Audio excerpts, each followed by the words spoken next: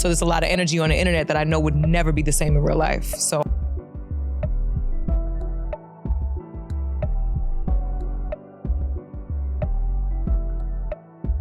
Bridget Kelly breaks her silence about the comments made by Mandii about the See the Thing Is podcast breaking up. Hey family, welcome to an extra special episode of Everything is Fine. Usually when we do the show, we start off laughing on the couch together, but today was a little bit more serious, and so we wanted to give it the respect that it deserves. We had no intention of having to do this episode. However, due to certain false narratives that have been spread recently, we felt it was the morally and socially responsible thing to finally clear the air and set the record straight. So today we're going to be talking about... So apparently Everything is Fine is Bridget Kelly's new podcast. So I guess she's sticking into podcasting. She's not just walking away from it because of the breakup. She's actually going to continue doing it. So we'll see how that goes. But in the meantime, let's actually see what Bridget Kelly has to say. I don't even know who this person is. This may be her co-host, maybe. I don't know. About the end of the See the Thing Is podcast, and we are going to let my very good friend Bridget Kelly tell the truth in her own words. So yeah, Bridget, thank you for doing this today. You're such a journalist. I was sitting here like, oh my God. Oh, it's not, I mean, it's serious, but you know. It is, yeah. Game face. Okay, serious face. So we promised that we were never going to do this. I didn't want to do this. Here we are. I didn't want to do this. Look at us, Paul Rudd. Look at us. Look at us. Look at Who would have thunk it? Not me. And I feel like everybody who's watching this, because we are going to release the first couple of minutes on YouTube to be clear about what this episode is and isn't. Yeah. I want the tone to be that we're still emotionally intelligent people who do not like unnecessary mess. So this was an already throwing shots. This is that thing where, you know, you see Monique and you see her husband and they're like sitting there and they're talking to people, but they're politely dissing people. This is one of those times where it's like that passive aggressiveness. It's subtle shots. If you're going to explain your side, you don't even have to say any of this right now. Just get straight to it. Save all that extraness. So I think this right here is just as messy as saying that we're not going to be messy. Yeah, you kind of already there. Necessary moment that we had to have. Mm-hmm. How do you feel even having to have this conversation? Disappointed. I think disappointed has been the probably the strongest emotion around this entire situation. And it's unfortunate because I was hopeful. I know I said I was leaving the kumbaya shit behind, but I was hopeful that we could have really been, I'm not even gonna say amicable, I'm gonna say respectful. Yeah. I was really hoping that we could have been respectful about the way that things have been handled in the wake of the ending and the announcement of the ending of the show. And hurt too, because I just feel like a lot of shots have been taken at me unprovoked. And so, yeah. I'm not a person, I've said it a million times, I don't match energy on the internet because that energy is never the same in real life. So there's a lot of energy on the internet that I know would never be the same in real life. So that's shot number 2. Because basically now you're saying that, you'll say all this online, but you won't say it in my face. Remember we used to be kids and you used to be like, say it in my face though. Like this is one of those things. Like, come on, man. Now I don't have a horse in this race. I'm completely unbiased to this. Bridget's okay. Mandi's okay. I'm just here to critique the business on how things just collapsed. I'm here for the business aspect of this, the emotions. And you got to think these are women, so I'm pretty sure they was real catty. I'm pretty sure there's a lot of behind the scenes stuff, that we don't even know about, but let's continue. So that part, I feel like I have to address something now because now it's a lot of playing in my face. Well, you don't match energy, but I do like to acknowledge impact. And this has had an impact. And for those of you who need context, I'm gonna be a journalist again for a second. Give some quick context. What's been happening is the See the Thing Is podcast recently ended. A joint message went out. It was an amicable split, or so we thought and hoped.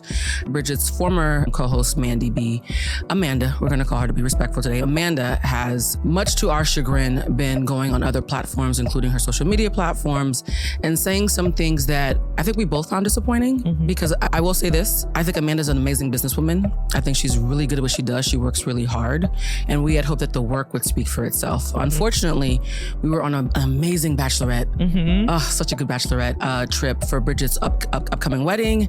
And we started to get clips on the way back about a interview Mandii did where she not only talked about the end of the show, but also talked about your wedding, which is completely unrelated and unnecessarily harmful. So I actually want to start with the things that we were confused about. That's real messy right there, dog. That's real nasty.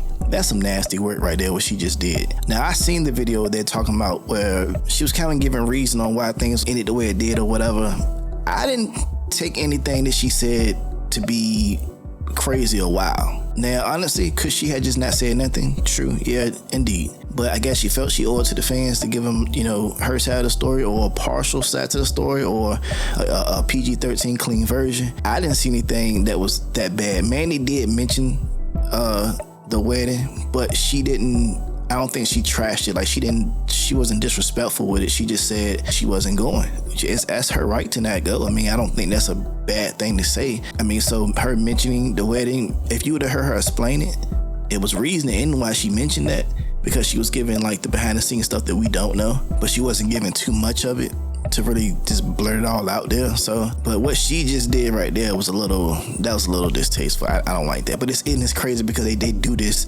They do it in such a nice, polite way that you wouldn't even see it or you wouldn't even notice it. So I don't know. You gotta watch people like her, yo. One of the things she said in the interview that she did was that she was never going to come to your wedding despite being invited, and that you had some sort of limitations for people who were not married.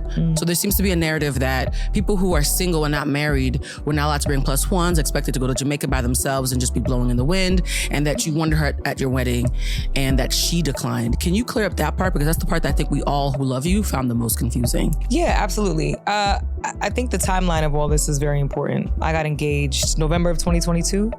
And so we started sending out save the dates probably right before the summer. And so everybody that we intended to invite got a save the date initially before we sent out physical invitations to people that were actually invited. Amanda was never sent a physical invitation. Amanda was never invited to my wedding. She was sent a digital save the date with the intention of receiving an invitation, and unfortunately showed her ass between the time the save the date went out and the time the physical invitation went out. So there was no link for her to RSVP to. She was removed from that list shortly thereafter. That's number one. The second thing to address is... So you sent her the digital version of save the date, say, hey, this is going to be the date of the wedding, but you never had intentions on sending her a actual physical invitation. So what was the purpose of the digital? I guess the time that you were going to send the physical invitation out, things changed in y'all relationship and you felt some kind of way about it, which is cool.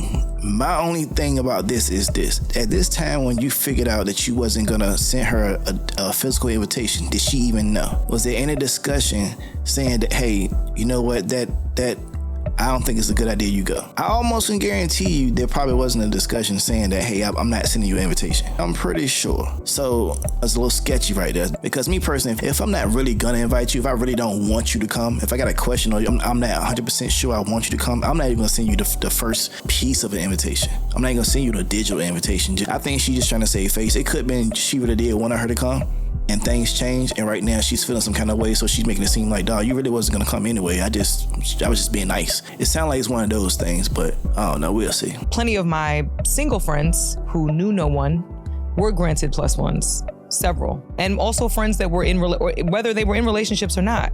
When the initial conversation to...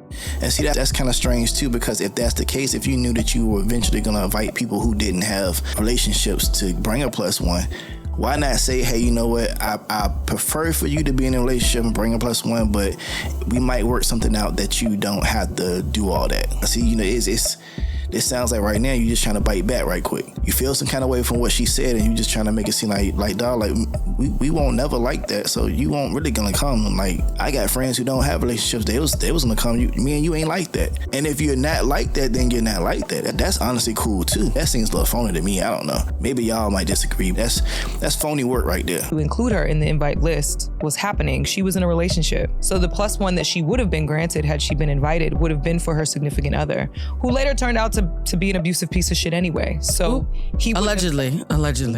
See, hey, Bridget, that's nasty. I don't know about that one. That's nasty. An abusive piece of shit anyway. So he wouldn't have been the person that she could have, had she been invited, she could have brought Antoinette. It could have been whatever she wanted to bring. There's a lot of focus at the moment and conversation. And I thought Antoinette was Bridget's friend. But I did notice in a couple of episodes that it was this one episode I saw that Antoinette was telling Mandii that she really appreciated how she's kind of getting her out of her shell, and that she's doing things that she never did before, stuff like that. So I kind of saw their friendship growing. But maybe I'm mistaken. I thought Antoinette was originally Bridget's friend. And by the way, Antoinette is that woman is gorgeous. My style. Conversations around marriage and my views on partnership and how I value people based on partnership that I feel like have been projected onto me because of this. And so hearing that it made me laugh. First of all, it was jokes, because I was like, babe, if you got receipts, show everybody the physical invitation, because you didn't get it. So you were not invited. You were never invited. You were intended to be invited, because at the time that you were sent to save the date, I thought we were friends, and it turned out we were not shortly after. I don't know about that one. I'm the type of person, you need to know who your friends are, but I do understand that sometimes friends do switch up on you, so I get it. So that could have been a situation where she felt like Mandii switched up on her. So you know what? Let me pull the invitation back. There's nothing wrong with that.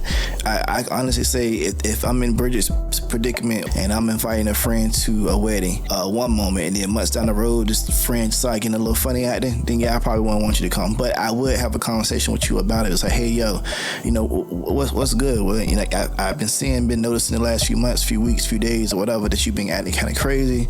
You ain't really been acting the same. You've been doing a little shady stuff. We're gonna have that conversation before I say, hey, you can't come out to my wedding. Yeah, I'm the type of person that I've had friends who had weddings. I ain't get invites. I felt some kind of way, but at the end of the day, matter of fact, to be honest with you, I had friends who actually had weddings, and all the other friends were in the weddings besides me. So it makes you feel some kind of way. So I can't deny that feeling for that. But in the same sense, it lets you know who your actual real friends are. And when you see who your real friends are, you gotta believe that shit. You gotta believe it, and you gotta move accordingly. So it's sad that the business got messed up in between this point, because she said she thought she was her friend, but she really wasn't. And Mandii could have been like, yo, this is just business. And I understand that, but I think with podcasting, outside of just having chemistry with each other, you still gotta have some kind of level. I feel that the best podcasts are people who actually have some kind of friendship. And maybe at one point they did have a friendship and it faded away or whatever, but I feel like as grown adults, and then a lot of times they spoke on it, they actually had an episode about ghosting friends, and how that was so immature, whatever. You have to have that conversation on, dog, what's going on with our friendship? Are we gonna be friends, or are we gonna keep this strictly business? And we're gonna keep it strictly business, 9 times out of 10, the business ain't gonna last long. Especially not in this type of profession where your chemistry matters, that on-screen thing matters. People see that stuff, so I don't know.